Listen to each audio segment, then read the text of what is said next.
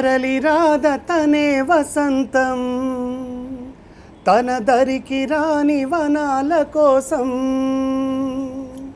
నిజంగానే వసంతం వచ్చినట్లుగానే ఉంది నా పరిస్థితి, ఈ కార్యక్రమాన్ని చూస్తున్న మన అందరి పరిస్థితి. ఎందుకంటే సీతారామ శాస్త్రి గారు ఎక్కడో ఆయన పాటలో ఆయనే రాసుకున్నట్టుగా తన వేళ్లే సంకెళ్ళై కదలేని మొగ్గల దగ్గరికి వసంతం వచ్చినట్టుగా ఆయన వెతుక్కుంటూ మనం వెళ్ళకపోయినా మన వెతుక్కుంటూ ఆయన వచ్చి పాట గురించి, పాట పుట్టుపూర్వత్రాల గురించి, తన మనసులోని అభిప్రాయాలని మనతో పంచుకోవడానికి మన ముందుకు వచ్చిన సీతారామ శాస్త్రి గారికి నేను బాబాయ్ అని పిలుస్తాను. బాబాయ్ నమస్కారం, ధన్యవాదాలు మీకు. ముఖ్యంగా ఇంత సమయాన్ని వెచ్చించి మీరు ఈ కార్యక్రమంలో పాల్గొనడానికి ఒప్పుకున్నాను. చాలా సంతోషం నాయన. ఈ కార్యక్రమం రూపొందించిన విధానం కూడా నాకు హృదయానికి చాలా దగ్గరైంది. మీ మాట నా నోట మన పాట అనే ఈ కార్యక్రమం గురించి మాట్లాడే ముందర పార్థ్ తెలుసు కదా, పార్థసారథి అందరికీ, తెలుగు వాళ్ళందరికీ ప్రపంచవ్యాప్తంగా పరిచయమైనటువంటి గాయకుడిగా పరిచయమైన పేరు. అంటే మీ పాట మీ మాట నా నోట మన పాట అనే ఈ కార్యక్రమాన్ని ఈ విధంగా ముందుకు తీసుకురావడానికి ముఖ్య కారకుడైన వ్యక్తి ఐ డ్రీమ్ మీడియా వారికి, దాని అధినేత వాసుదేవరెడ్డి గారికి ప్రత్యేకంగా ముఖ్యంగా కృతజ్ఞతలు చెప్పుకోవాలి. అంతేకాకుండా ఈ కార్యక్రమం ఇట్లాగా రూపుదిద్దుకోవడానికి చాలా మంకుపట్టు పట్టి నెలల తరబడి నా వెంటబడి నన్ను విజయానికి ఒప్పించినటువంటి రామ్మోహన్ చెరువు ఆయన ఉండటం హ్యూస్టన్లో ఉన్న వెంటపడి అన్నయ్య ఎలాగైనా మీరు ఈ కార్యక్రమాన్ని ప్రజెంట్ చెయ్యాలి అని అన్నప్పుడు మొత్తానికి ఈ రూపం తీసుకుంది, ఇక్కడికి వచ్చింది. ఇది ఎలా ప్రజెంట్ చేస్తున్నాం అన్నది నీ చేతుల్లో. అయితే మొట్టమొదటి నా డౌటే అది. ఇప్పుడు ఏదో ఒక పేరుని సెలెక్ట్ చేయడంలోనే ఒక విలక్షణత కనిపిస్తోంది. అంటే మామూలుగా అయితే ఇది ఎంత అట్రాక్టివ్గా ఉంది, ఎంత తక్కువగా ఉంది, ఇలాంటివేవో పారామీటర్స్తో ఆలోచిస్తాం మనం. కాకపోతే మీ మాట నా నోట మన పాట అని ఈ కార్యక్రమానికి ఇలా మొదలు పెట్టాలని ఎలా మీ మనసులో సంకల్పం కలిగింది? మంచుగిల్లుడే గిల్లే పార్థం. ఇది 30 సంవత్సరాల నా ఆరాటం. అంటే 36 సంవత్సరాలు అవుతుంది దాదాపు నేను సినీ రంగంలోకి వచ్చి సినిమాల్లో పాటలు రాయటం మొదలుపెట్టి. అంతకు మునుపు కూడా దాదాపు 15 ఏళ్ల ముందు నుంచి పాటలు రాస్తున్నాను. పాటలు రాయటం అనేది నా ప్రవృత్తి. పాట అంటే ఏమిటి, అది ఎప్పుడు పుట్టింది, ఎలా పరిణమించింది, దాని రూపాలు ఏమిటి, ఈ చర్చ అంతా ఎప్పుడూ అవసరమైనప్పుడు మనం మాట్లాడుకుందాం. కానీ మన కార్యక్రమంలో సినిమా పాట, ముఖ్యంగా నేను సినిమా రంగంలో పాటలు రాసే వృత్తిలో ఉన్నాను. అది నా ప్రవృత్తికి సంబంధించి కూడా.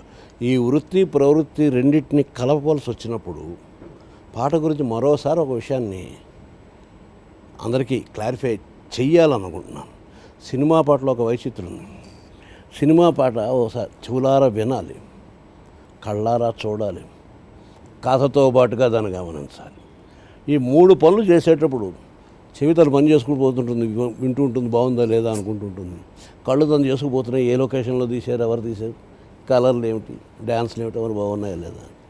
ఆ మధ్యలో ఈ హృదయం, ఈ మస్తిష్కం రెండు కలిసి అసలు ఏమిటంటున్నారు వీళ్ళు అని ఆలోచించాలి. నిజానికి కవిత్వం అనేది, కవిత్వం ఏ రూపంలోనైనా సరే కళ్ళు మూసుకొని వింటూ ఆనందించాల్సింది, అర్థం చేసుకోవాల్సింది. కానీ సినిమా పాట అవకాశం నన్ను చూస్తూ వింటూ నువ్వేమైనా ఆలోచించగలిగితే ఆలోచించండి. సో అక్కడ ఏమవుతుందంటే ఆ పాటలో ఉండేటువంటి మాట, సాహిత్యం ఏదైతే ఉందో, సాహిత్యం అని నేను వాడుతున్నాను, దానికి ఎంత ప్రాధాన్యం ఇవ్వాలి, ఎంత ప్రాధాన్యం ఇస్తున్నాము, ఇవ్వకపోతే ఎందుకు ఇవ్వట్లేదు, ఇన్ని ప్రశ్నలు దాని చుట్టూ తిరుగుతాయి. ఓ పాట రాసేటప్పుడు న్యాచురల్గా నాకు ఆరాటం ఉంటుంది కదా, ఎవడి స్వార్థం వాడిది, వాళ్ళు ఎంత బాగా మ్యూజిక్ చేసుకున్నారు అన్నదానికన్నా నా పాట ఎంత బాగా వినబడింది అన్న ఆరాటం నాకు ఉంటుంది. వాళ్ళు ఎంత బాగా షూట్ చేసుకున్నారు, వీటన్నిటి మించి నేను ఏమిటి రాశాను ఆ సందర్భానికి, వాళ్ళు నాకు ఆ సిచ్యువేషన్ ఇచ్చినప్పుడు. సాధారణంగా ఇక్కడ ఒక విషయం చెప్పాలి పార్థు, సినిమా కవి అని ప్రత్యేకంగా వేలెట్టి చూపిస్తూ ఉంటారు. ఎందుకనంటే సినిమా పాటలో చాలా సుదీర్ఘమైనటువంటి చాలా గహనమైన లోతైనటువంటి కవిత్వం ఉండదు అని ఒక జనరల్ అభిప్రాయం. అది తప్ప రైటా అని చర్చొద్దు. కానీ న్యాచురల్గానే సినిమా పాటలో సుదీర్ఘ చాలా ఎంతో గహనమైన లోతైన భావాలు ఉండే అవకాశం కూడా తక్కువే ఉంటుంది. ఎందుకంటే పాత్రలను అనుసరించి పాట వస్తుంది.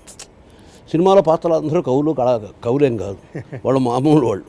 ఒక కుర్రాడు, కాలేజీ కుర్రాడు, ఒక అమ్మాయి, ఒక తాత, మనోడు, ఇట్లాంటివి. వీళ్ళు నిత్య జీవితంలో ఎప్పుడు బోల్డంత కవిత్వం మాట్లాడేసుకోవాలి. అందువల్ల కవిత్వం అనేది ఉండనిది అనే ఒక భావాన్ని దృష్టిలో పెట్టుకుని నేతి బీరకాయ అంటాం. నేతి బీరకాయని కోసి చూస్తే అందులో నుంచి నెయ్యి ఏమి రాదు. నేతి బీరకాయ నెయ్యిలా కమ్మగా ఉంటుందని ఒక కాన్సెప్ట్లో. సో ఈ సినిమా కవి అన్నప్పుడల్లా నాకు ఏదో చిన్న ఉలుకుబాటు పడుతుంటుంది. పాట కూడా కవిత్వం రూపమే. దీన్ని ఎందుకు తక్కువ చేస్తున్నారు అన్న ఒక భావం. రెండోది, ఆ తక్కువ భావం చేయకుండా అందరూ కూడా ఆ పాటను కవిత్వపు స్థాయిలో గౌరవించగలిగేలా రాయవలసినటువంటి మొట్టమొదటి ఇతరుల మీద కంప్లైంట్ చేసే బదులు తన బాధ్యతను తను తెలుసుకుంటే రాసేవాడు. నేను గౌరవాన్ని అడుక్కోకర్లేదు, నేను సరైనటువంటి కవిత్వాన్ని ఇవ్వగలిగితే వాళ్ళే పుచ్చుకుంటారు అనే భావనతోటి ఎలా రాయాలి, ఏమి రాస్తే కవిత్వం అనేది సినిమా పాట అనేటువంటి ఒక చిన్న చులకన చూపు నుంచి బా అనే స్థితికి తీసుకెళ్తాం అనే ప్రయత్నం, ఆరాటం ఒకటోది. రెండోది,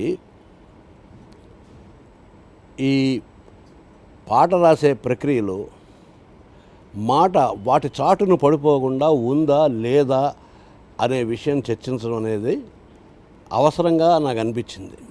లేకపోతే క్రమంగా మాట ఎందుకన్నా తెలియకుండా పోవడం వల్ల మాట కూడా వాయిద్యాల్లో ఒకటిగా మారిపోయింది క్రమంగా.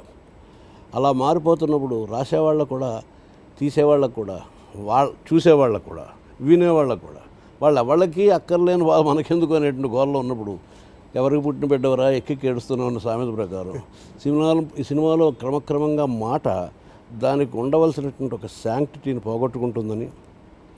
మూడో భావం, ముఖ్యమైన భావం, మామూలు కవి కంట సినిమా కవి గొప్పవాడు నేను సగర్వంగా చెప్పగలుగుతున్నాను.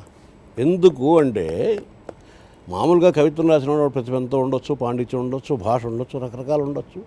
తన మనసుకి ఏదైనా స్పందన తోస్తే ఆ స్పందనను కవిత్వం రూపంలో చెబుతాడు. కరెక్ట్.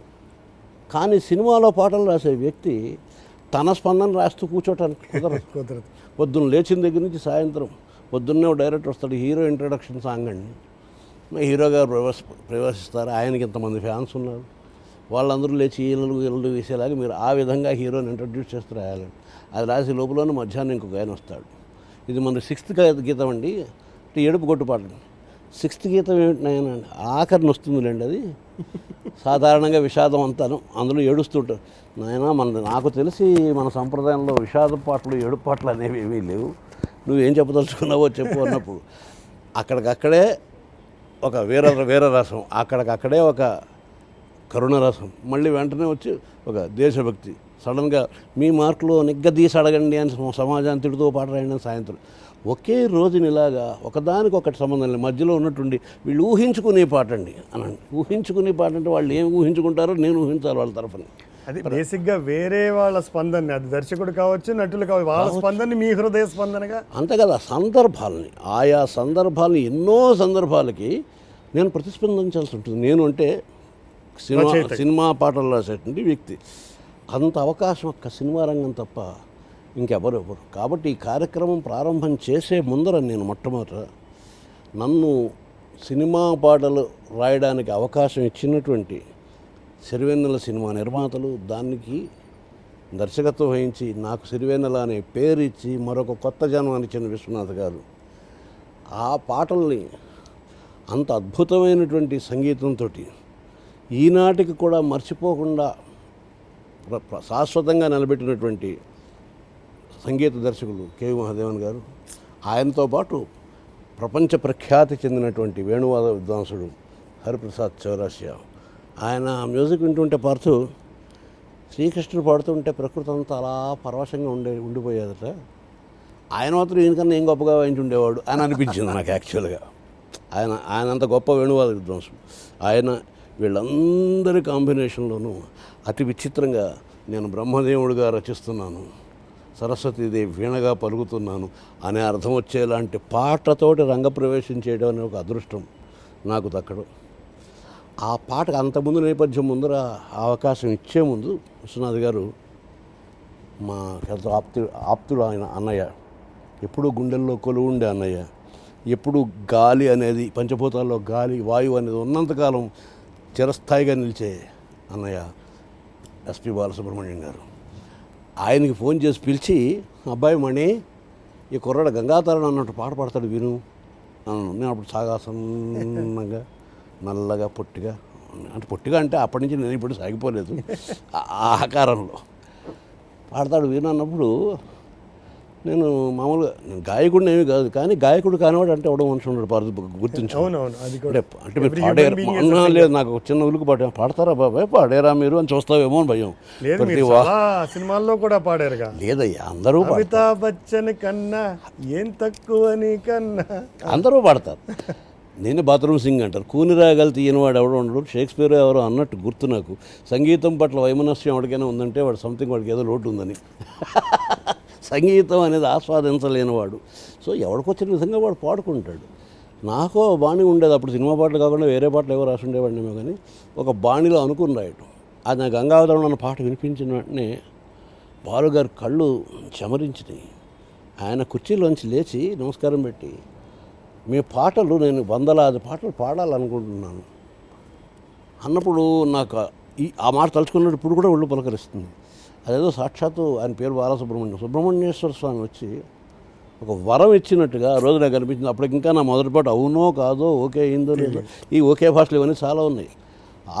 ఆనాటి నుంచి ఈనాటి వరకు నా ఆరాటం ఏమిటంటే, ఆ పాటల వెనకాల అంతకు మునుపు భరణి అనే కలం పేరుతో నేను రాసినటువంటి పాటల్లో ఏదో కవితో కాకరకాయ ఏదో ఉండేది.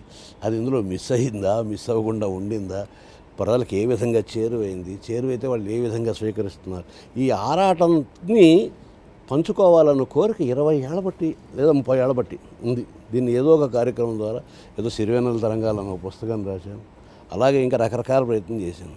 దీనికి సమగ్రమైన రూపం ఇద్దాను. ఒకనొక అమెరికా పర్యటనలో రామ్మోహన్ చెరువు పరిచయం అయినప్పుడు అతను సంకల్పించి, తర్వాత వాసు ఆయన ఎలాగైనా శాస్త్రి గారి పాటలు ఆయన ఏమనుకున్నారు, ఎలా అనుకున్నారు అనే దానికంటే అవి మనకి ఏ విధంగా కనెక్ట్ అవుతాయి. సార్ ఆయన ఏదో భుక్తి కోసం వచ్చాడు, పాటలు రాశాడు, డబ్బులు ఇచ్చారు, వెళ్ళిపోయారు. ఈ కార్యక్రమం అంతా మిగిలిపోయిన శేషం ఏమిటంటే పాట, అది మనతో మిగిలిపోయింది. ఆయన పాట రాశాడు, సినిమాల్లోకి వెళ్ళింది, ఆయనకేవో డబ్బులు ఇచ్చారు, ఆయన భుక్తి గడిచింది. శేషంగా ఏం మిగిలిందంటే మనతో ఉన్నటువంటి పాట. ఆ మనతో ఉన్న పాట గురించి మళ్ళీ మనతో ముచ్చటిస్తే బాగుంటుంది అని వాసు రామ్మోహన్ చెప్పడం, రామ్మోహన్ ఈ కార్యక్రమం అంతా ప్లాన్ చేయడం జరిగింది. అది ఈ విధంగా రూపు తెచ్చుకుంది. క్రమంలో మనం పాట ఏమిటి, ఆ పాట ఎందుకు అలా ఉంది, ఆ పాటల్లో మాట పట్ల అక్కర కలిగించడం కోసం నేను చేసే ప్రయత్నం ఏంటి, అవన్నీ మాట్లాడుకుందాం.